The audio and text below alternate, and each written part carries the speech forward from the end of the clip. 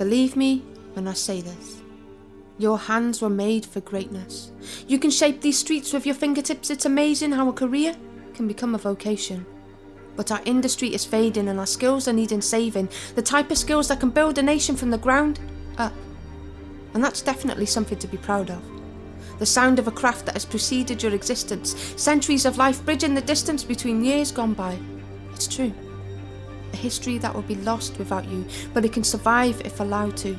It just needs your time, your passion, your drive, all of which can change lives, shape the town you spent so much of your time, restoring its value, returning its pride.